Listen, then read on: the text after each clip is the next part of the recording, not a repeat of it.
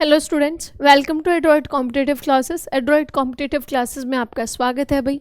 ठीक है, और आज हमारा नेक्स्ट चैप्टर हम स्टार्ट कर रहे हैं, that is organic chemistry. Organic chemistry में जितने भी आपके मतलब कॉम्बिनेशंस होते हैं, जो कंपाउंड्स होते हैं, उनके बारे में हम कुछ क्वेश्चंस अपने सोल्व करेंगे जो भी आपके प्रीवियस ईयर क्वेश्चंस में आपके आए हुए हैं। ठीक है भाई, जो भी आपके प्रीवियस ईयर में क्वेश्चंस आए हुए हैं वो सारे क्वेश्चंस हम आज यहाँ पे सॉल्व करेंगे। आज हमारी क्लास है 34 और इससे पहले 33 क्लासेस आपकी हो चुकी हैं। ठीक है, आपकी बायो ख़त्म हो चुकी है, आपकी बायो जो है वो ख़त्म हो गई है और अब आपकी चल रही है क्या? अब आपकी चल रही है केमिस्ट्री। ठीक है, अब आपकी चल रही है केमिस्ट्री और इसके बाद आपकी फिजिक्स स्टार्ट होगी। जैसे ही आपकी केमिस्ट्री खत्म होगी तो वैसे ही आपकी क्या स्टार्ट हो जाएगी? वैसे ही आपकी फिजिक्स स्टार्ट हो जाएगी। ठीक है भाई, तो आगे बढ़ते हैं। ये हमारा बैच है, 5 टीचर्स आपके लिए बहुत मेहनत कर रहे हैं भाई। ठीक है, तो आप डेली अपना क्लास में रहा करो, प्रेजेंट रहा करो। और 11 बजे हमारी यूट्यूब पे क्लासेस जो हैं वो शुरू हो जाती हैं, बिल्कुल फ्री ऑफ कॉस्ट हैं सारी क्लासेस। और आपके लिए हम सारे टीचर्स मेहनत कर रहे हैं, आपके लिए हम पढ़ा रहे हैं एसएससी जीडी के लिए। और हमारे बैच का नाम है एसएससी जीडी मिशन सफलता बैच, जिसमें सारे टीचर्स आपको सफल कराने की पूरी कोशिश अपनी कर रहे हैं। और जब आप भी मेहनत करोगे और टीचर्स भी मेहनत करेंगे ना, तो सफलता आपको ज़रूर मिलेगी। लेकिन आपको टीचर्स के साथ जो है वो बहुत मेहनत आपको टीचर्स के साथ करनी पड़ेगी। ठीक है भाई, तो सारी फैकल्टी हमारी ये है। और मैंने आपको बताया हुआ है बहुत बार कि हमारा जो है वो ऑफलाइन कोचिंग सेंटर भी है, एड्रॉइड एजुकेशन ग्रुप के नाम से या एड्रॉइड कॉम्पिटिटिव क्लासेस के नाम से, जिसका एड्रेस आपको डिस्क्रिप्शन बॉक्स में मिल जाएगा। तो अगर किसी भी बच्चे को पर्सनली मीट के लिए आना है या फिर कोई बैच ज्वाइन करना है, ठीक है, या पर्सनली कुछ इस यूट्यूब की क्लास के बारे में कुछ डिस्कशन करना है, तो आप यहाँ पर आके हमसे पर्सनली मिल सकते हैं। ठीक है भाई, तो आगे बढ़ते हैं। यह है हमारा आज का पहला सवाल, ऑर्गेनिक केमिस्ट्री का पहला सवाल। Buckminster Furan is a nanoparticle characterized by spherical geometry and a hollow interior which contains how many carbon atoms? तो कार्बन का एक ये आपका क्या होता है? आपका कार्बन का एक एलोट्रोप होता है आपका बल्कमिंस्टर फ्लोरिन। ठीक है, तो उसके बारे में बताया गया है कि ये गोलाकार ज्यामितीय आकार का होता है, अंदर से जो है वो खोखला होता है। तो ये कितने कार्बन से मिलकर बना होता है? तो इसका आंसर आ जाएगा 60। ठीक है, तो 60 कार्बन से ये मिलकर आपका बना होता है। ठीक है, तो जो आपका बल्कमिंस्टर फ्लोरिन है वो कितने कार्बन से मिलकर बना होता है? 16 कार्बन से मिलकर बना होता है। ये देखो, ये आपका एलोट्रोप है कार्बन का। ठीक है, एलोट्रोप क्या है? एलोट्रोप है आपके सेम एलिमेंट की एक डिफरेंट फॉर्म्स। जैसे कार्बन का एलोट्रोप आपका डायमंड है, ग्रेफाइट है, ग्रेफीन है, ठीक है, और आपका बल्कमिंस्टर फ्लोरिन है। ये सब आपके क्या है? कार्बन के एलोट्रोप्स हैं। ठीक है भाई, आगे बढ़ते हैं। Which of the following is a strong reducing agent used to reduce aldehyde, ketones, esters, carboxylic acid, chlorides, carboxylic acid and even carboxylate salt to alcohols? ठीक है, इसमें पूछा है कि एल्डिहाइड, कीटोन, एस्टर, ठीक है, ये जितनी भी चीज़ें हैं, यहाँ तक कि कार्बोक्सिलेट लवण को अल्कोहल में अपचित करने के लिए निम्नलिखित में से कौन सा एक मजबूत अपाचक एजेंट है? तो कौन इन सबको मतलब आपका कर सकता है? ठीक है, इवन कर सकता है सॉल्ट्स में। तो इसका आंसर आ जाएगा लिथियम एल्यूमिनियम हाइड्राइड। ठीक है, लिथियम एल्यूमिनियम हाइड्राइड, इधर भी आंसर लगा देते हैं, लिथियम एल्यूमिनियम हाइड्राइड। ठीक है, ये इसका आंसर आ जाएगा। यहाँ पे देखो ये लिखा हुआ है कि सबको क्या करता है? सबको आपका अपचित कर देता है, स्ट्रॉन्ग रिड्यूसिंग एजेंट है आपका ये। ठीक है, इन सब का स्ट्रॉन्ग रिड्यूसिंग एजेंट है आपका। नेक्स्ट क्वेश्चन है, identify the correct statement with respect hydrocarbons. With respect to unsaturated hydrocarbons, ये क्वेश्चन ऐसे आएगा। चलो मैं ये पहले आएगा फिर ये बाद में आएगा ये वर्ड। ठीक है, तो असंतृप्त हाइड्रोकार्बन के संदर्भ में कौन सा कथन सही है? तो सही कथन की हमें पहचान करनी है। पहला है compounds of carbon having a single bond. तो कार्बन के जो कंपाउंड्स होते हैं वो सिंगल बॉन्ड अपने बीच में रखते हैं, between there carbon atoms are called unsaturated compounds. तो बिल्कुल गलत है, सिंगल बॉन्ड वाला आपका अनसैचुरेटेड कंपाउंड नहीं होता है। नेक्स्ट है compounds of carbon having double bonds और triple bonds between there carbon atoms are called unsaturated compounds. तो ये आपका बिल्कुल सही है। जो सिंगल और जो आपका डबल और ट्रिपल बॉन्ड्स होते हैं उन्हीं को क्या कहते हैं? उन्हीं को कहते हैं असंतृप्त यौगिक। ठीक है, उन्हीं को क्या कहते हैं, असंतृप्त यौगिक कहते हैं। ठीक है, आप इसमें सारे ऑप्शंस भी पढ़ सकते हैं, जैसे बाकी दो ऑप्शन है कंपाउंड्स और कार्बन हैविंग सिंगल बॉन्ड, तो सिंगल बॉन्ड तो गलती हो गया यहाँ पे, कार्बन और कंपाउंड्स हैविंग डबल और triple bond between their hydro atoms इसमें लिखा है फिर। ठीक है, तो ये यहाँ पे ये गलत हो जाता है। आगे बढ़ते हैं, ये इसका देखो पूरा एक्सप्लेनेशन आपका दिया हुआ है, तो इसको आप अच्छे से पढ़ सकते हैं। अगला सवाल है विच of the following is not an allotrope of carbon, तो कार्बन का एलोट्रोप कौन सा नहीं है, तो कार्बन का एलोट्रोप इनमें से नहीं है ट्राई सल्फर।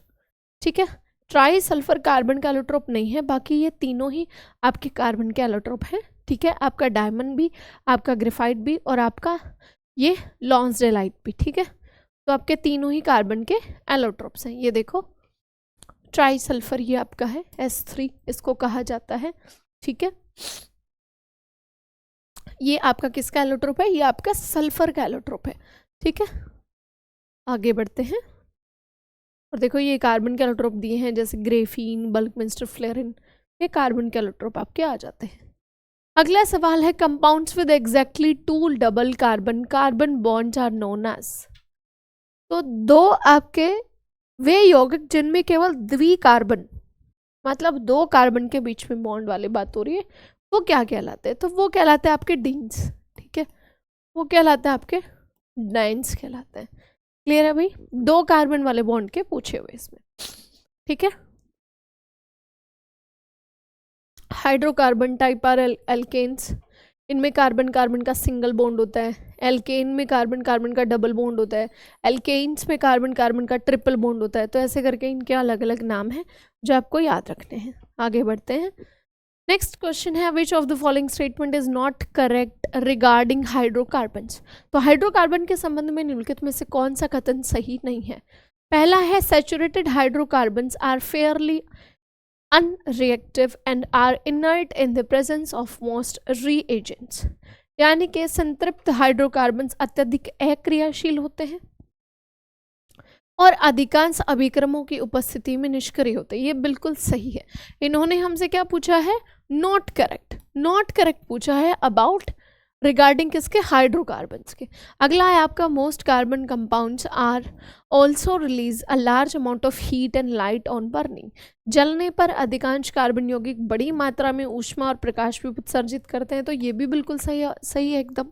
ठीक है, अगला है carbon compounds can not get oxidise on combustion, कि दहन पर कार्बन यौगिक ऑक्सीकृत नहीं होते, तो ये बिल्कुल गलत है, यानी कि option number C is the right answer. Option number C is the right answer, option number C is the right answer, क्योंकि ऑक्सीडाइज होने तो होते ही हैं, ऑक्सीडाइज तो होते ही हैं। ठीक है, एक ऑप्शन और बचता है अनसैचुरेटेड हाइड्रोकार्बन्स ऐड। ठीक है, असंतृप्त हाइड्रोकार्बन्स संतृप्त हाइड्रोकार्बन्स देने के लिए पैलेडियम या निकल जैसे उत्प्रेरकों की उपस्थिति में हाइड्रोजन जोड़ते हैं, तो ये भी बिल्कुल सही है। ठीक है, आगे बढ़ते हैं, ये इसका आपका एक्सप्लेनेशन आ गया पूरा, तो ये आप अच्छे से पढ़ लेना। अगला सवाल है propane and butane are the main components of which of the following gas, यानी कि प्रोपेन और ब्यूटेन जो है आपका किस गैस के मुख्य घटक हैं। तो बहुत बार आपको पढ़ाया जाता है क्लास में भी, सिलेबस में भी, कि इसका आंसर क्या आ जाएगा, इसका आंसर आ जाएगा LPG। जो आपका LPG है उसके ये सॉरी भाई, सॉरी तो LPG जो है आपको बहुत बार क्लास में पढ़ाया जाता है कि LPG के मेन कंपोनेंट आपके ये होते हैं, क्या क्या होते हैं, प्रोपेन और ब्यूटेन, LPG के मेन कंपोनेंट आपके होते हैं।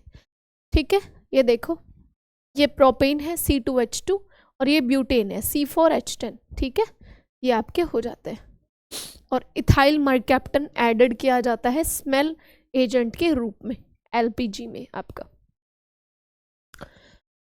Identify the structural formula for ethane, ethane का स्ट्रक्चरल फॉर्मूला क्या है, इनमें से सोचो।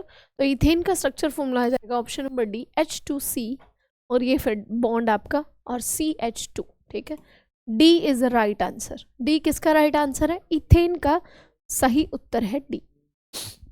ठीक है भाई,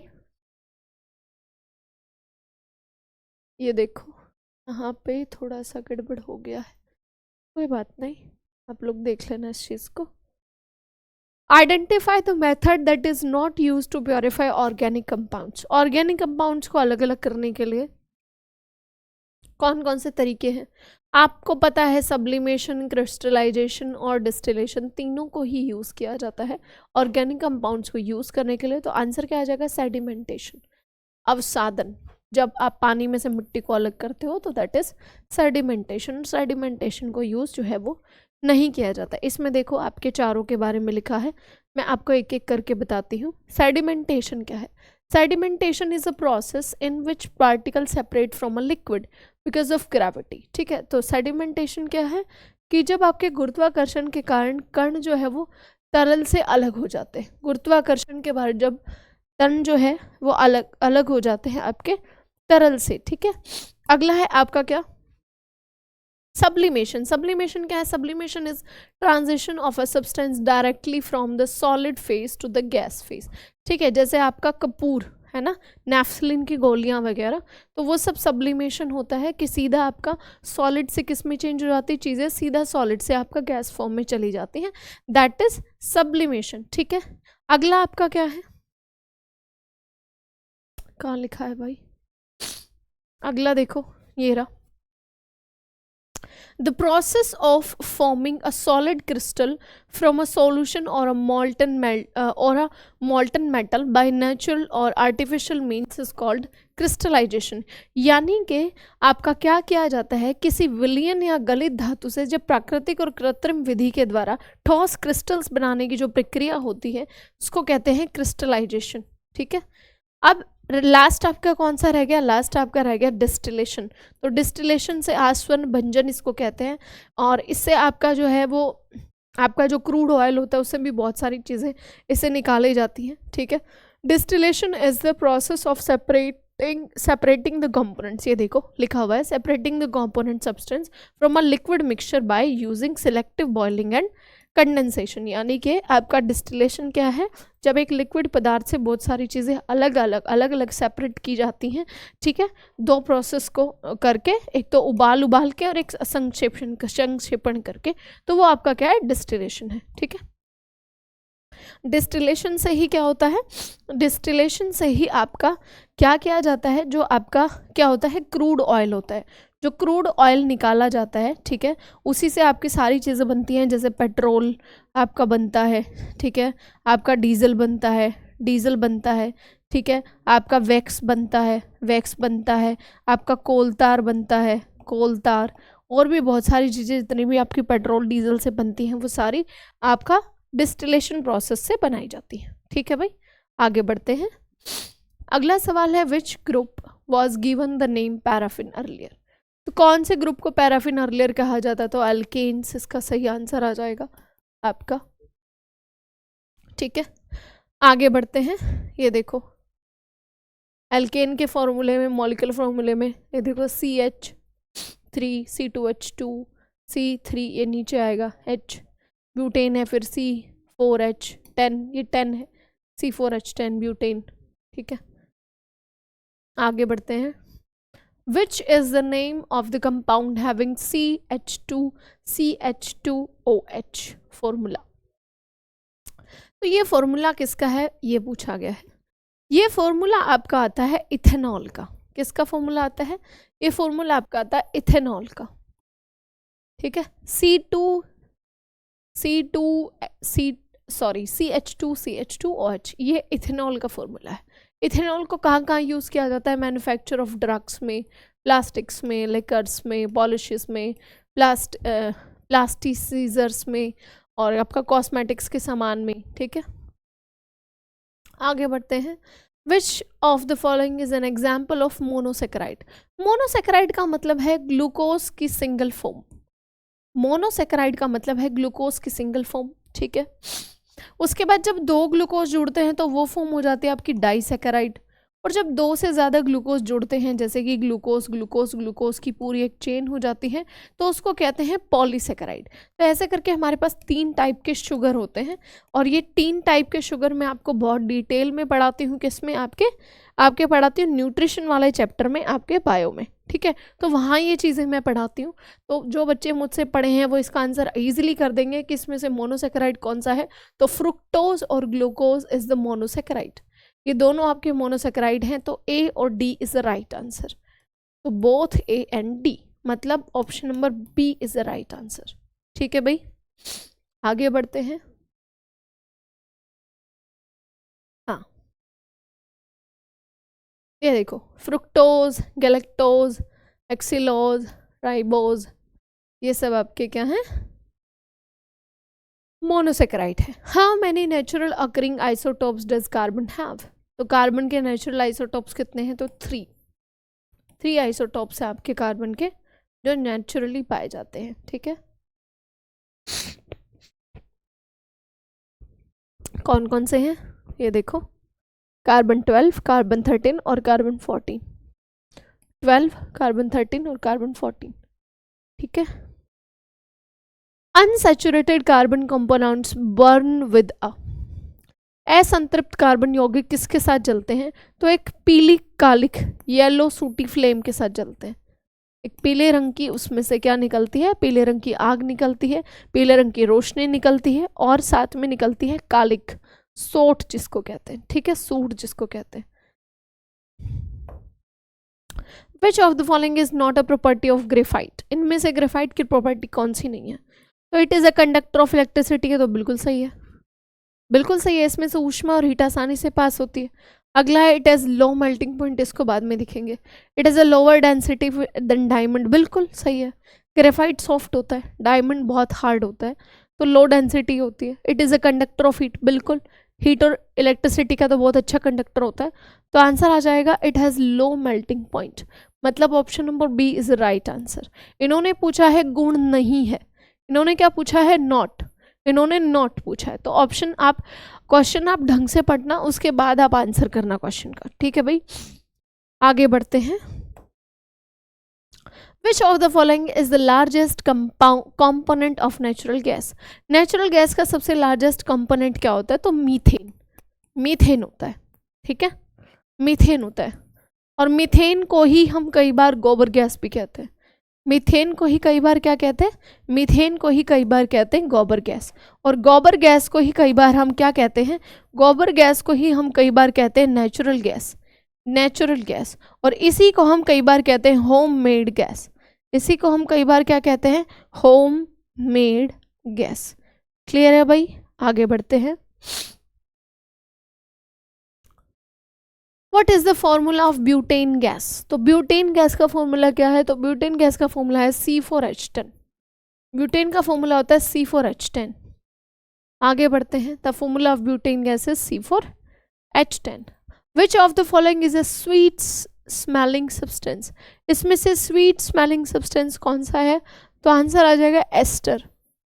एस्टर है हमारा एक स्वीट स्मेलिंग सब्सटेंस, इसमें से हल्की हल्की एक मीठी मीठी सी खुशबू आती है। Esters are sweet smelling substance that are used in making perfumes. तो इसको परफ्यूम्स बनाने में इसका जो है वो इस्तेमाल किया जाता है। They are produced when carboxylic acid are heated with alcohol.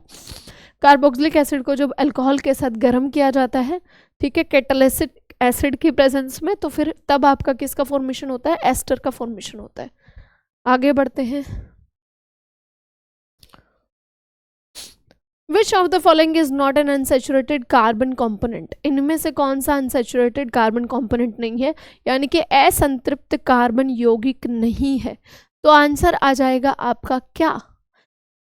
Answer आ जाएगा ब्यूटेन। आंसर आ जाएगा ब्यूटेन। जो ब्यूटेन है वो असंतृप्त यौगिक नहीं है। ये देखो, saturated carbon hydrocarbons are compound containing only single covalent bond. ठीक है, जो सैचुरेटेड होते हैं वो रखते हैं सिंगल कोवलेंट बॉन्ड। ठीक है, और इसीलिए उनको क्या कहा जाता है? एल्केन्स कहा जाता है।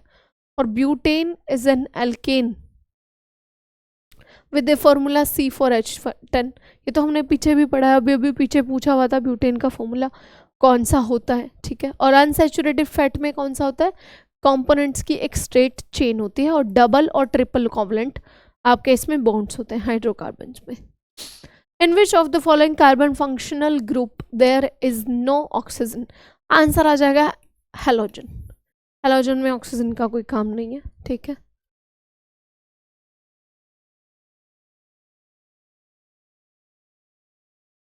यहाँ भी लगा देती हूँ।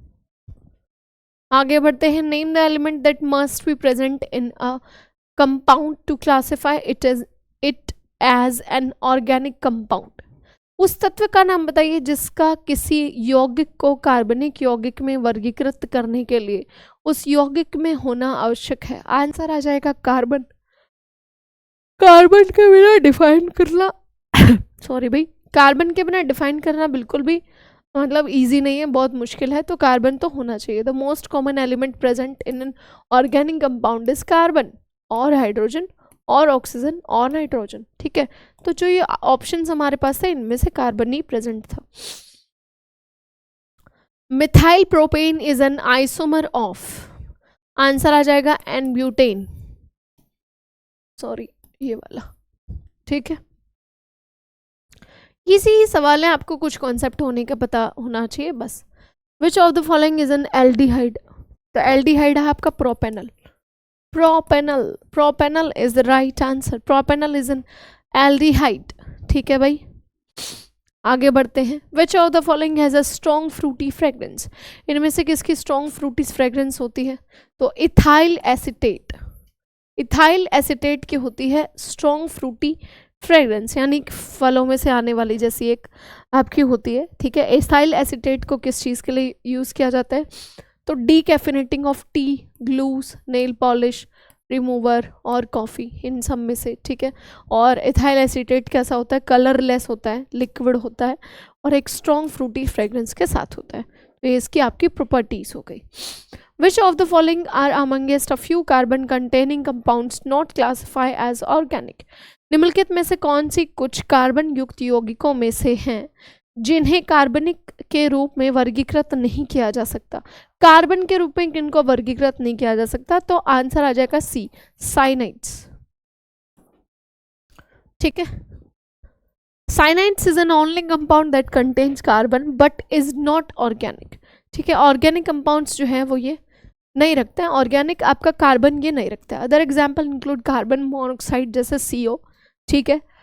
CO कार्बन मोनोऑक्साइड है, कार्बन है लेकिन ऑर्गेनिक कंपाउंड कार्बन मोनोऑक्साइड में नहीं होता, तो कार्बन मोनोऑक्साइड आपका साइनाइड्स में चला जाता है, ठीक है।